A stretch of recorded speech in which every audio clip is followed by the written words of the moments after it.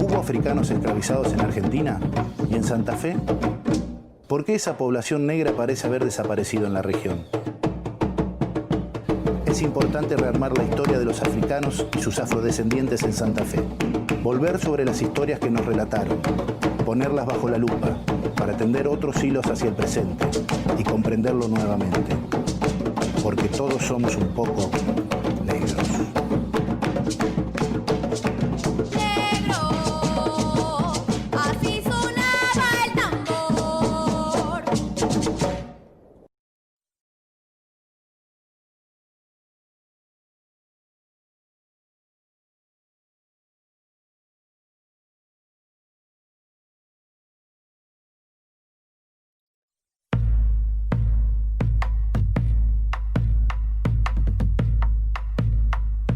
Recuerdo aquel momento como si fuera ayer. Las calles se iluminaron y se llenaron de gente de todas las ciudades. Todos esperábamos la gran noticia, ya no seríamos más esclavos. Era el año 1853 y el Congreso había declarado la libertad para todos nosotros. A partir de ese momento mi vida fue cambiando, aunque no mucho. Desde que nací, trabajé en la casa de los Crespo. Primero crié a los hijos de los señores y luego a los hijos de sus hijos. Con el tiempo formé mi familia y construimos nuestro rancho en el fondo. Ya no podíamos abandonar lo que teníamos. Éramos muchos los negros en Santa Fe. Durante mi infancia recuerdo africanos por todos lados, pero de a poco fuimos dejando de hablar públicamente de nuestra tierra, de nuestros padres y abuelos, y a veces hasta dejamos de hacerlo puertas adentro. Hablar de ellos era recordar la esclavitud, el estigma de haber sido negros y esclavos en un país que quería ser cada vez más europeo.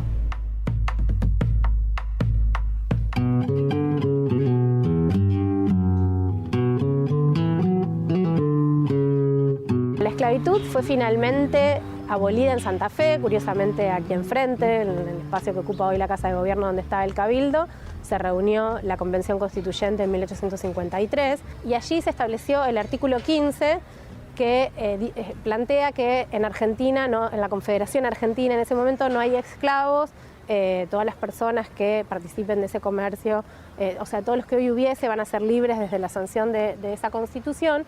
Y se plantea que va a haber una indemnización para aquellos pocos esclavos que existan, a los dueños de esos esclavos. Y tenemos esta fórmula de que en Argentina no hay esclavos, ya la había usado Chile, que es la primera república en abolir la esclavitud en 1823, y tenemos como esta práctica de indemnización. Sobre esa indemnización tenemos pocos registros. Y una cosa muy curiosa, es casi uno de los pocos ejemplos en el mundo donde esa discusión, esa decisión en torno a la abolición sea sin debates. Entonces, bueno, es interesante también reflexionar en eso, cómo llegó o cómo pensaron estos constituyentes convencionales la decisión de incluir este artículo.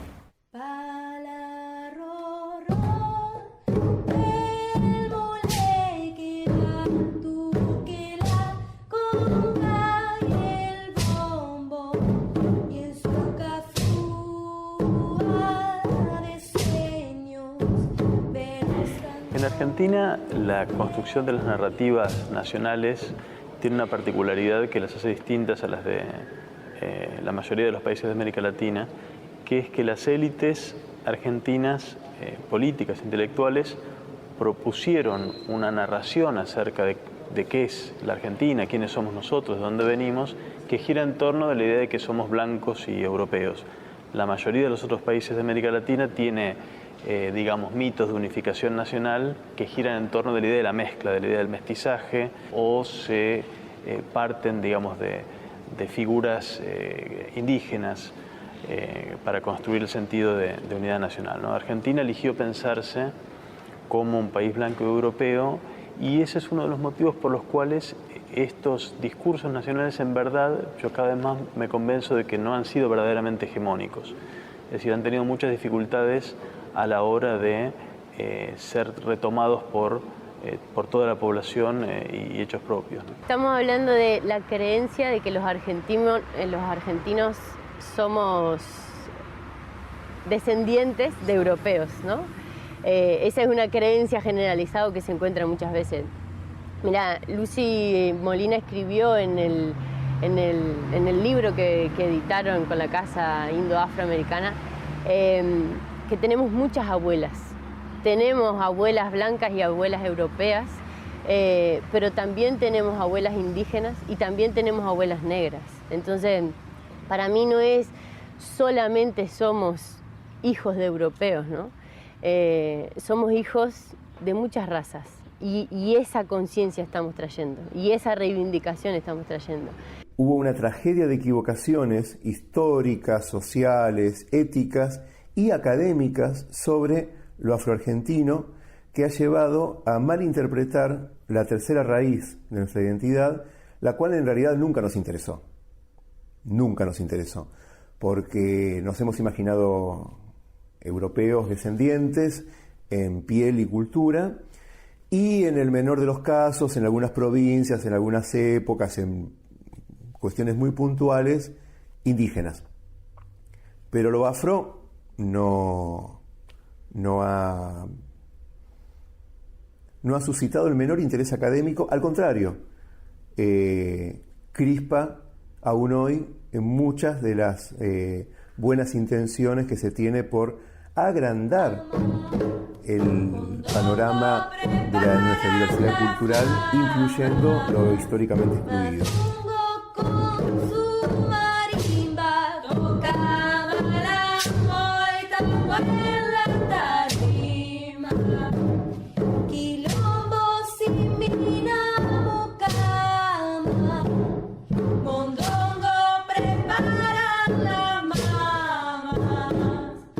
La promoción obsesiva de un país blanco europeo hizo que las culturas indígenas y afroargentina sean desprestigiadas, a tal modo que los propios cultores se convencieron de que eso era un desprestigio, y en un angosto camino de promoción ciudadana, en donde solamente era un camino blanco, bueno, enseñar esas prácticas a la sociedad, a los hijos, era contraproducente. Un elemento central en la construcción de nuestra memoria histórica sobre la esclavitud y la presencia africana en la Argentina han sido los manuales escolares, donde también allí se fue creando nuestra imagen y nuestra memoria, que podríamos identificar distintos tópicos que le asignaron. Por un lado, en primer lugar habría que señalar que esa presencia es muy escasa, ¿no es cierto? Y en general la presencia de las diferencias étnico-raciales es muy escasa, tanto de indígenas como de negros, apuntando a la creación de una nación blanca homogénea. En segundo lugar, podemos decir que cuando aparecen reducidos a un lugar, a un momento histórico preciso, que sería la colonia y los primeros momentos de la independencia, para luego dejar de interrogarnos qué pasó con ellos, qué fue, que eran importantes. Bueno, la primaria aparece como el único lugar o el lugar más pregnante, el que queda en la memoria de todos, y el acto del 25 de mayo como el lugar, el momento en el que eso se trata. Por otro lado, hay una tendencia a pensar que los esclavos fueron liberados automáticamente cuando se abolió la esclavitud, y entonces se volvieron felizmente a sus países de origen. Hay una serie de fábulas que son muy, muy llamativas. En las explicaciones también en los manuales, donde no solamente explican historia argentina, sino incluso de biología, también se mantenía la existencia de las razas y largamente se mantuvo esa idea de una existencia de jerarquías de raza y de rasgos naturales que habrían tenido y que tendrían los negros como inferiores, y algo que también podríamos aplicar a los indígenas. La cultura popular, por vía de la cultura de masas, tuvo la capacidad de plantear mensajes que no necesariamente antagonizaban con los que difundía el Estado a través de la escuela o de los intelectuales o la prensa y demás. No necesariamente lo enfrentaba de manera directa, pero sí los minaba sutilmente. La cultura de masas está diciendo algo completamente distinto a lo que está diciendo la escuela, ¿no? Si uno ve las letras de tango, la exaltación, digamos, de lo malevo, del barrio, del arrabal, de lo plebeyo, ese orgullo plebeyo tan a flor de piel, que incluso lleva, digamos, a personajes a reírse del alfabeto, a reírse de la ortografía del hablar correctamente, significaba, digamos, colocar en un lugar central de la autenticidad nacional a lo plebeyo, que era justamente lo que desde la escuela se trataba más bien de combatir, ¿no? Y específicamente en los manuales, en Argentina se tendió a enfatizar esta idea de que lo positivo era que desaparecieran, ¿no es cierto?, muy en tono con los discursos positivistas y racistas, digamos, de fines del siglo XIX y de mediados del siglo XIX y principios del XX. En los últimos años esto tendió a revertirse en el marco de discursos contra el racismo y la discriminación, pero igualmente existe como una presencia, como un otro dentro de la nación. María solo trabaja. María solo trabaja y su trabajo es ajeno. De nuestra acción o nuestro campo de acción como docentes y como artistas, ¿de qué manera contribuimos con esos imaginarios o de qué manera los interpelamos y los ponemos en cuestión? A mí me interesaba sobre todo las obras que retrataban a personas, es decir, que en algún punto eran documentos de la existencia real de una persona afrodescendiente, negra. Y así di con dos retratos, el retrato del negro Arigós, de Estrada Bello, y La negra y el niño, que es como la más famosa de las pinturas que tratan el tema en Santa Fe, de Sor Josefa Díaz y Clusellas. Y así llegó a los censos nacionales de población. Quería saber qué decían los datos oficiales acerca de la presencia negra. Y bueno, me encuentro con que hay párrafos, sobre todo del segundo censo, que podrían ser perfectamente dichos por cualquier persona hoy en día. Es decir, se ha instalado esa idea, pero ya, digamos, desde esos primeros censos como documentos de Estado aparece. Es muy interesante que en Argentina la cultura popular ha tenido una capacidad muy grande de incidir en la cultura general y crucialmente en la cultura de masas, ¿no?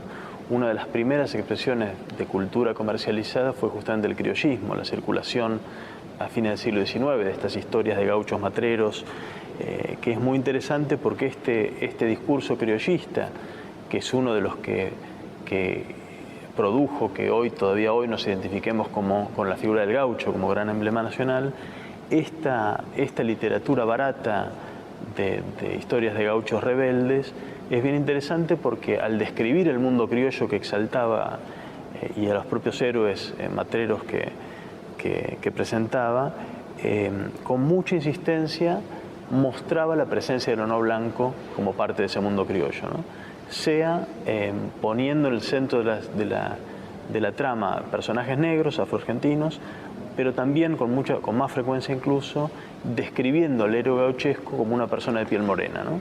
Y entonces ahí lo que se exalta, lo que se reivindica, que es esta figura justiciera del gaucho rebelde, queda asociada entonces con un color de piel que no coincide con el ideal implícito del argentino blanco. Los payadores son figuras cruciales porque son los que conectan de alguna manera la cultura popular del siglo XIX con la primera cultura de masas en el siglo XX. Los payadores, que cantaban sobre diversos temas, incluyendo temas gauchescos y sobre historias de gauchos matreros, tuvieron entonces un papel central en construir algunas de las temáticas de la música popular argentina y que algunos de ellos cantaban en sus composiciones, referían justamente a la presencia y la contribución de las personas de origen africano en la historia argentina, ¿no? Ellos contribuyeron como ninguno a asociar la figura del gaucho, emblema de la nación, con la presencia de lo africano en la historia argentina.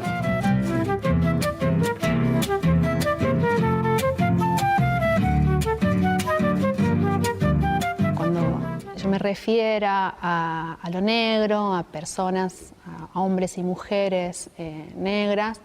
No estoy haciendo ninguna alusión a la raza negra como condición biológica, que a su vez tendría como un correlato con ciertas características sociales o culturales, sino en todo caso me estoy refiriendo a esa idea de raza negra como una construcción social, histórica, que a lo largo del tiempo ha servido para reproducir ciertas desigualdades sociales, económicas, estéticas, políticas.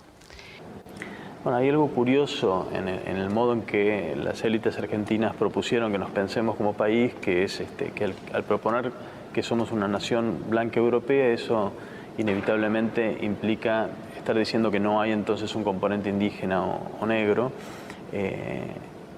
Y lo más curioso del caso es que a pesar de esto, los insultos racistas han estado siempre muy a flor de piel en toda nuestra historia, ¿no?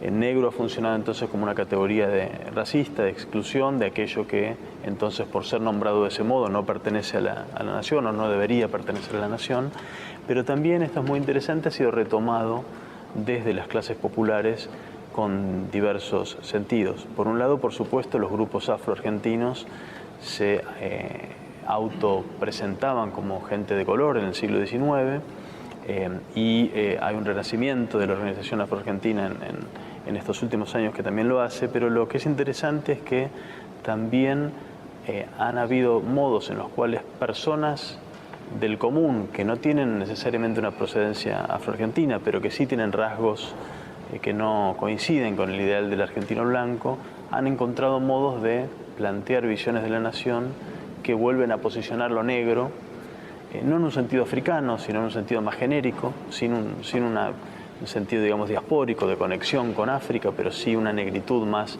asociada a lo popular. Hay dos estereotipos que son muy fuertes respecto a la población afro y que han operado históricamente y continúan operando en la actualidad. Uno de ellos refiere, digamos, a hombres y mujeres negros como entretenedores de la sociedad, músicos, cantantes, artistas, bailarines, incluso deportistas, digamos, alegres, festivos, ¿no? Asociado como a esa característica. Que nos puede resultar de alguna forma familiar, porque esa idea de los negritos y negritos alegres ha sido una forma de representarla muy usual, incluso en los actos escolares, en las fiestas patrias, digamos, cuando aparecían estas figuras bailando y tocando el candombe. Y hay otro estereotipo también muy fuerte, que es el que los coloca, digamos, a la figura del negro, digamos, como una amenaza social.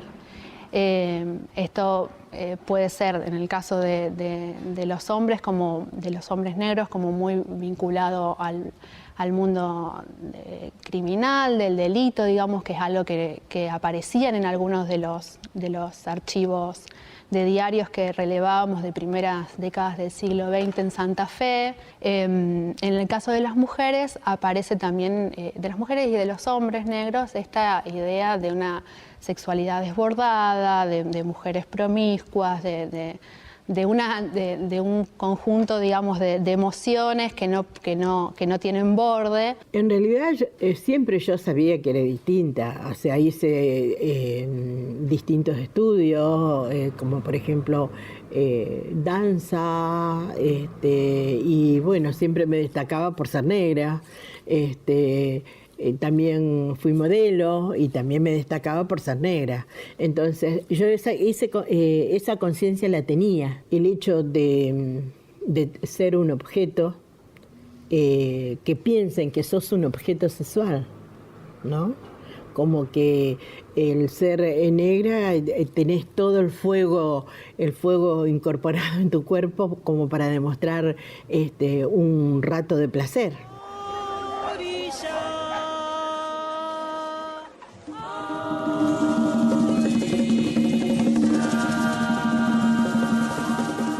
Estos estereotipos raciales en torno a la población afro, algo a lo que han referido muchas investigaciones, que en buena medida han sido formas de control social, ¿no?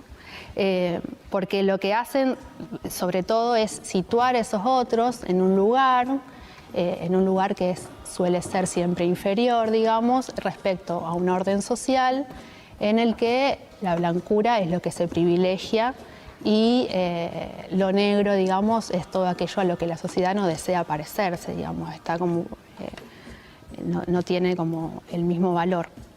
Se ha racializado la sociedad en términos de blanquedad y negritud, que no tiene necesariamente que ver con estas cuestiones de ser eurodescendiente o afrodescendiente o indígena.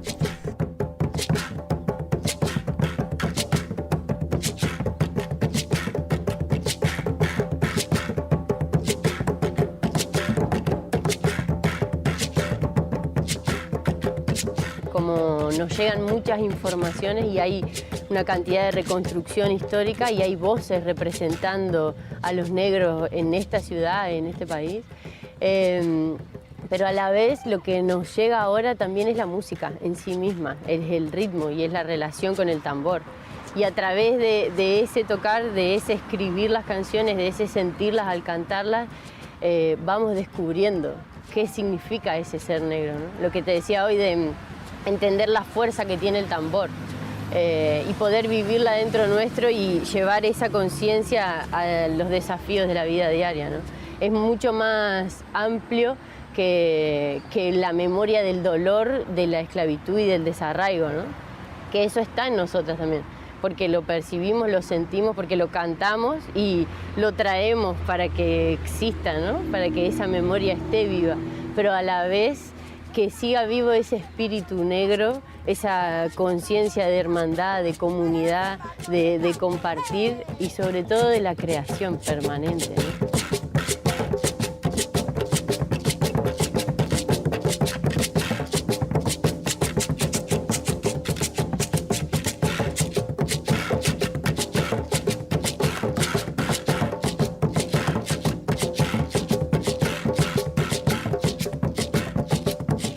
Creo que en Santa Fe es re importante plantearse sobre todo la pregunta sobre el origen. Me parece que hay en distintas generaciones, pero hay sobre todo, yo digamos tengo como esa intuición a partir de lo que he estado investigando, y es que los que tenemos un color un poco más oscuro de piel, a la vez coincide que tenemos muy poca información sobre nuestros antepasados. Y esa es como, ¿no? Es como otra pregunta que surge a partir de mi misma historia, que yo si tengo que dibujar mi árbol familiar, creo que las ramas estarían muy podadas. No se conoce mucho más que los propios abuelos, no se sabe las procedencias anteriores a las más cercanas. Hay otros grupos que tienen escudos, que tienen árboles familiares que prácticamente vienen de otras vidas por la distancia, ¿no? de los antepasados. Y bueno, y veo esa diferencia, esa parte de ese desconocimiento del origen, y quiero un poco investigar por ese lado. La práctica cultural no es como las extinciones de los animales, que cuando se extinguen para siempre. Está dentro de la potestad de los seres humanos el retomar esas prácticas. Y esas prácticas se retoman desde el contexto presente. Es parte de la dinámica cultural que siempre es presente, es plástica y es libre. Y eso es algo que los afroamericanos en general han hecho de una falencia una virtud, de una carencia de una virtud. Y en eso de considerarnos hijos de muchas abuelas, como el color nuestro es más claro, la negritud tiene que salir o sale por otros lados, ¿no? Entonces, sentirnos tan cómodas tocando y cantando ritmos africanos, y no solamente nosotras, ¿no? Todo el litoral, en muchas provincias de Argentina, en Uruguay, en toda Latinoamérica, hay una sangre viva de negro. Aunque no lo veamos tanto en la piel, y muchas veces sí lo podamos ver en los rasgos físicos, ¿no? Porque a la vez hay mucha historia perdida. O sea, no solamente los ingresos de los barcos europeos tendríamos que ver, hay muchos esclavos que ya estaban acá, que vinieron después, que no fueron registrados, y hay mucha mezcla. Hay muchos indios tomados de esclavos también, entonces sabemos una parte de la historia, y lo que estamos tratando de hacer es reconocer las otras partes que no sabemos.